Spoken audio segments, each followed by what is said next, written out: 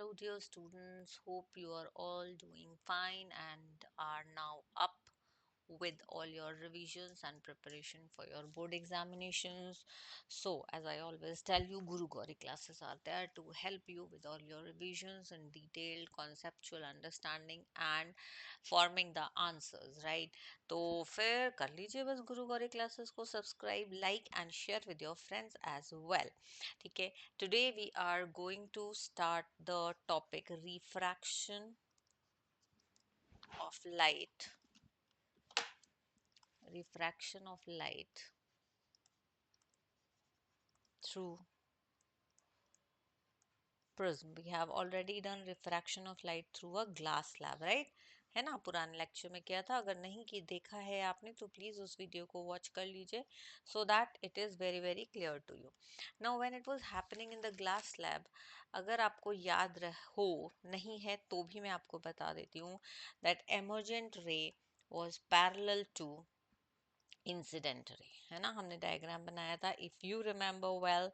Correct कि emergent ray was parallel to incident ray लेकिन slight lateral displacement was seen. Correct. तो अगर हम प्रिज्म में ऐसा करें, प्रिज्म के थ्रू लाइट पास करें, so what will happen. Now what is a prism?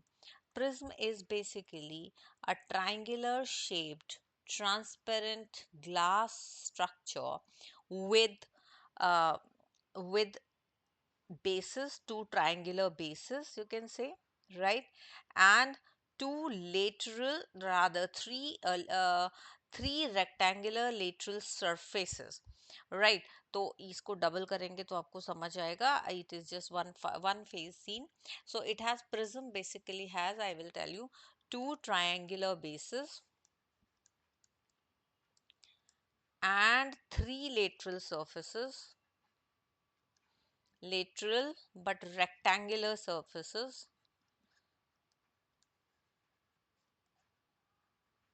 right? Transparent glass. Correct. और हमेशा these surfaces are inclined to each other, जैसे ये डायग्राम में आपको दिख रहा है, inclined to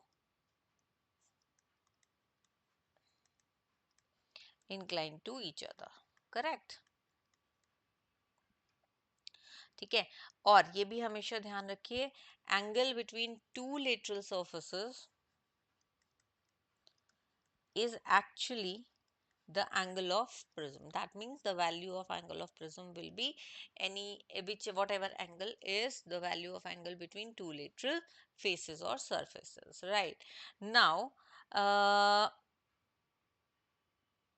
अब हम एक चीज करते हैं, एक एक्टिविटी करके मतलब एक्सप्लेन करके देख लेते हैं कि अगर हमने एक रे को, a light ray is being passed through prism, light रे थ्रू प्रिज्म. ठीक है. इसके लिए I'll keep we will use this diagram as well as you will keep following the instructions. That means you should have a pencil, a scale and a sheet in your hand, right? है ना. ठीक है. तो चलते हैं, instructions से शुरू करते हैं. So what you will do is white paper, you can take the sheet also, but take some drawing pins, right? Glass prism घर पे डेफिनेटली हो भी सकता है, नहीं होगा तो ये क्लास में करके जरूर देखिएगा. ठीक है.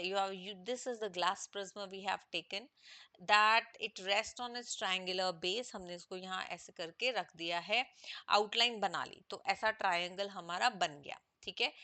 एक स्ट्रेट लाइन बनाएंगे हम, right, which will be our PE, which will be EPE, right, inclined to one of the refracting surfaces. That means यहाँ पे हम इसको ये refracting surface मान के चल रहे हैं, तो इस पे हमने एक PE करके लाइन कह लीजिए या रे कह लीजिए, right? राइट. और इसको हम सरफेसेस को हमने ऑलरेडी नाम दे दिया है ए बी एंड सी. इन दोनों पे हमने दो पॉइंटर्स पिन किए, P and Q. Correct. Now अब दूसरी तरफ से जाके अगर हम ए और सी की तरफ से इनकी इमेजेस देखेंगे तो हमें इमेजेस नजर आएंगी कहाँ पे, आर एंड एस पे, है ना, ठीक है, आर एंड एस पे, तो दोनों पे आप पॉइंट लगा के या पिंस फिक्स करके और उसके बाद लाइंस बना लीजिए, ठीक है। Then what will you do is that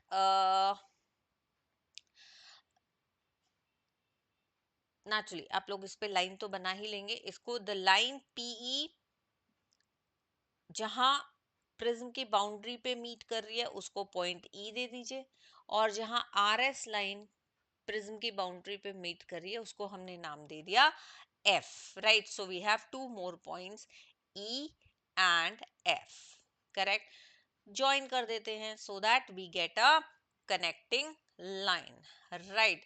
now अगर हम इसके परपेंडिकुलर्स बनाते हैं, किसके परपेंडिकुलर्स बनाते हैं हम, perpendiculars to the refracting surfaces AB and AC, refracting surfaces of the AB and AC इसके परपेंडिकुलर अगर हम बनाते हैं, ठीक है, या at points E dash and F dash, तो ई का परपेंडिकुलर हम बना देते हैं ई डैश तक और एफ का परपेंडिकुलर हम बना देते हैं एफ डैश तक, ठीक है जी।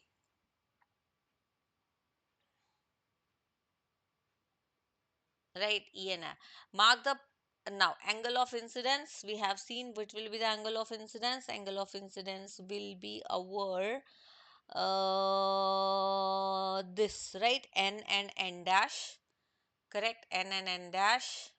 ठीक है, and our angle of refraction between refraction will be uh, okay, let me tell you this way. The angle of refraction will be, yeah, angle of refraction will be angle of incidence is here, जो कि कर रहा है हमारा N E और P Q, right, N E Q कह सकते हैं हम इसको।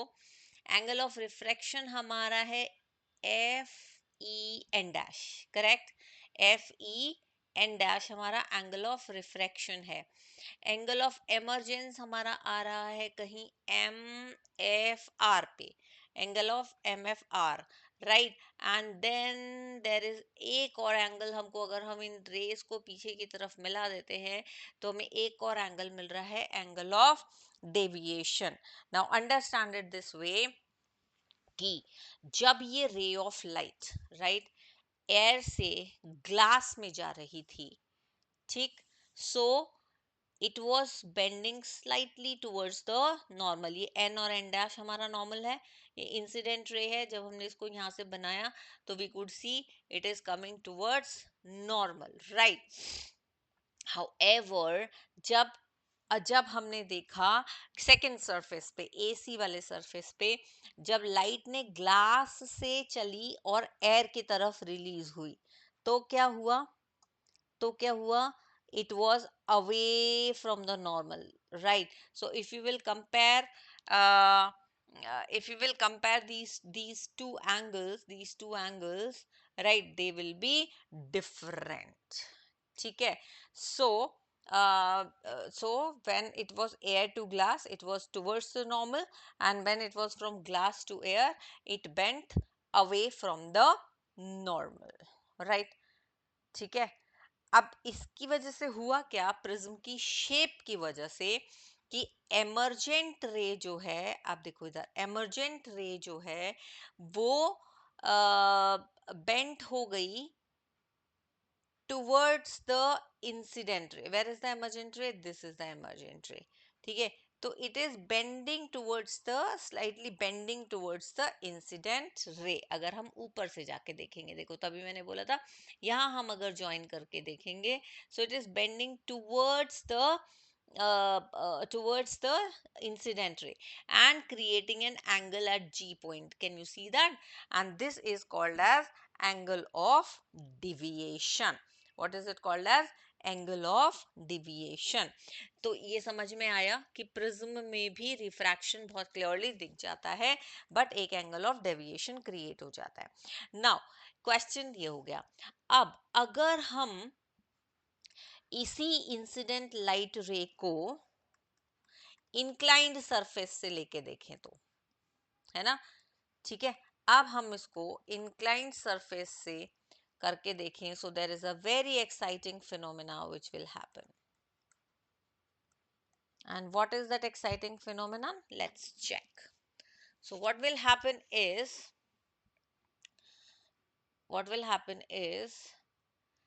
yes, now see this, what is happening? The white light, you can do this activity also at home if you have a prism or a prism like substance at home. Otherwise, try to do it in the school. Okay, so what can you do is basically just take the prism. ठीक है, make a screen out here thick cardboard sheet से जिसपे छोटा सा you can make a white like a screen out here. ठीक है, glass, and allow the light to fall through the prism. ठीक, now what will happen is, and अगर यहाँ पे भी ऐसा एक कार्डबोर्ड आप लगा लेंगे जिसमें से होल से ही वाइट लाइट, सिर्फ एक ही लाइट रे इंसिडेंट हो प्रिज्म पे, so that would be really good, ताकि कंट्रोल हो जाए. ठीक है, turn the prism slowly until the light that comes out of it appears on the nearby screen. और इसको थोड़ा थोड़ा थोड़ा थोड़ा हिलाते रहिए ताकि यहाँ जो है स्क्रीन पे लाइट दिखनी शुरू हो जाए. होगा क्या, आपको ये दिखेगा, क्या दिखेगा, this band of colours, right. And what is this band of colours called as? This band of colours is called as the band of colors of light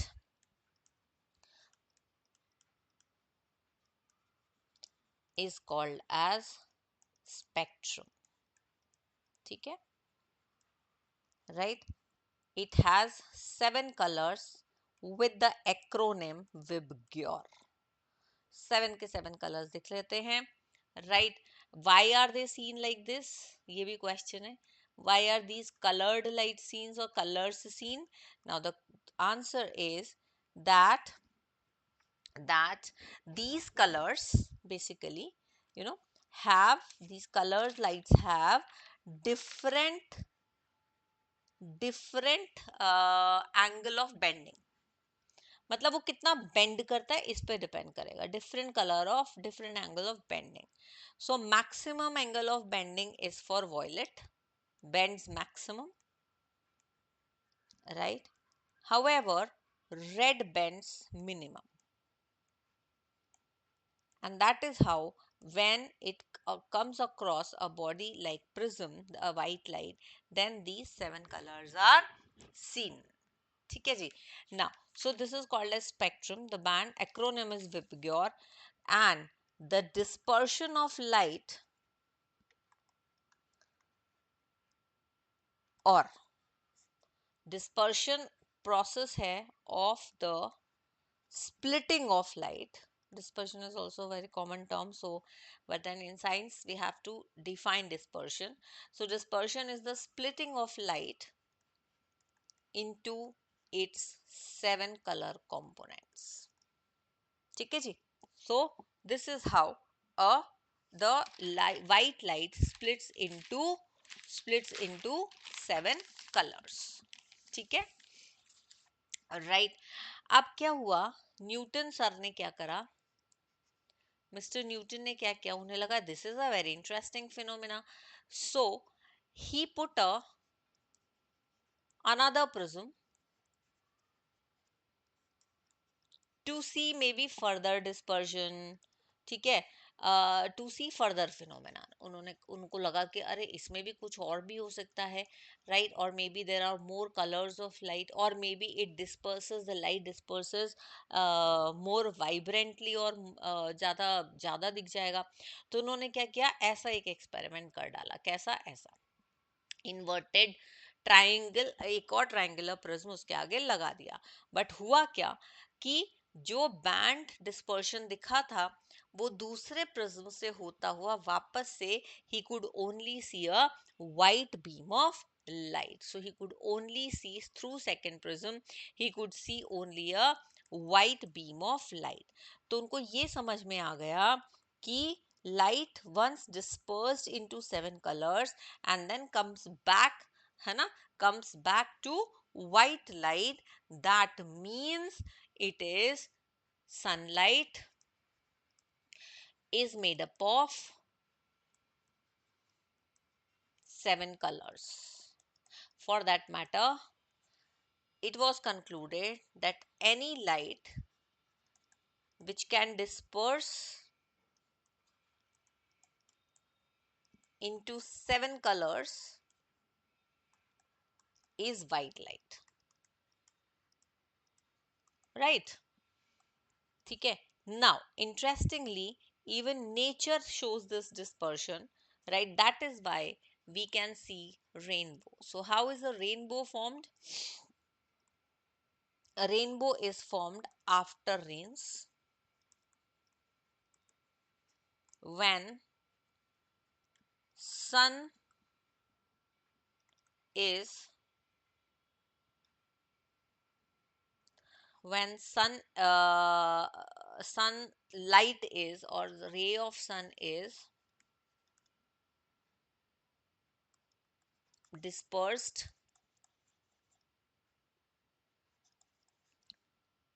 by a rain water droplet. तो वो droplet यहाँ पे क्या करती है, वो काम करती है ड्रॉपलेट प्रिज्म का. ठीक है, ड्रॉपलेट किसका काम करती है, प्रिज्म का. ठीक है, and that is why what happens, ये वाइट लाइट सनलाइट जो है वो जब ड्रॉप के थ्रू जाती है तो it डिस्पर्सेस into, it disperses into 7 colors, right? And that is called as a rainbow. Interestingly, a rainbow will always be formed, always ध्यान कर लेना, ये नोट कर लेना, ठीक है, always formed in direction opposite to the sun. क्योंकि अगर opposite होगा तभी तो वाटर ड्रॉपलेट में सनलाइट जा पाएगी, राइट? यहाँ वाटर ड्रॉपलेट है, यहाँ पे सन है, ठीक है, यहाँ से वो लाइट जाएगी, तभी तो वो रिफ्रैक्ट होके 7 कलर्स बनाएगी. ठीक है, right? So this is how, this is opposite to the sun, correct? एक बार साइंटिफिकली देखें कि होते कौन से प्रोसेसेस हैं जो इन्वॉल्व होते हैं when a rainbow is formed in the atmosphere. ठीक है, ये देखो जरा यहाँ से. So sunlight passing through the rain drop, an internal reflection taking place, correct? Can you see this? The reflection is happening here, and then the refraction. तो एक refraction हुआ, फिर अंदर अंदर उसके रिफ्लेक्शन हुआ, और फिर से एक रिफ्रैक्शन हो रहा है यहाँ पे, राइट? तो तब जाके the rainbow could be seen to us. So what we can say is that rainbow is a result of, rainbow is a result of two phenomenon. One is refraction, ठीक है, and the second is total internal reflection. ये जो internal reflection है ये कहाँ हुआ, water droplet के अंदर, inside that drop, right? और refraction कहाँ हुआ, पहले जब light was moving from air to that water droplet, and then from drop to air. ठीक है, 2 बार रिफ्रैक्शन हुआ और total reflection inside the sorry inside the droplet of the water. ठीक है, and that is how the rainbow is formed. Yeah, and it's a very very beautiful fact that if you want to see a rainbow without even the rain happening, then be near the water fountain or a waterfall, right? When sun is behind you, आपके पीछे से sun आ रहा है, and then you can see the rainbow due to these two processes, right? Even without rainwater. ठीक है, I hope this is clear to you. Please इसको ध्यान से समझ लीजिए, refraction through a prism, and then we will come back in a short while with the next topic, which is atmospheric refraction. Stay tuned. Guru Gauri classes are there for you.